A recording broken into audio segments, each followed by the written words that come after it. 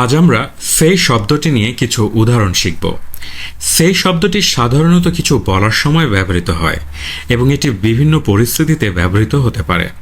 চলুন আমরা সেই শব্দটি ব্যবহার করে কিছু বাক্য তৈরি করি এবং তার বাংলা অনুবাদ দেখব, যাতে এটি সহজে মনে রাখতে পারেন।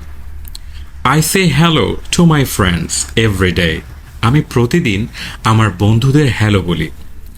She says thank you after receiving a gift. উপহার পাওয়ার পর সে ধন্যবাদ বলে। We say good morning to our teachers. আমরা আমাদের শিক্ষকদের সুপ্রভাত বলি। I say nothing about the matter. আমি সেই বিষয়ে কিছু বলি না। He says the truth all the time. সে সব সময় সত্য কথা বলে। They say that they will come tomorrow. তারা বলে তারা কাল আসবে। They say my prayers. I say my prayers every night. আমি প্রতিদিন আমার প্রার্থনা বলি। We say our names clearly when we introduce ourselves. আমরা নিজেদের পরিচয় দেওয়ার সময় আমাদের নাম স্পষ্টভাবে বলি।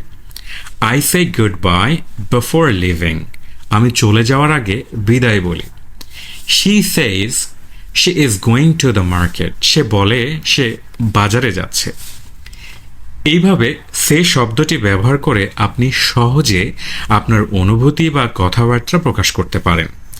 এই বাক্যগুলো মনে রেখে আপনি ইংরেজি বাক্য গঠন এবং কথোপকথনে আরও দক্ষ হতে পারবেন।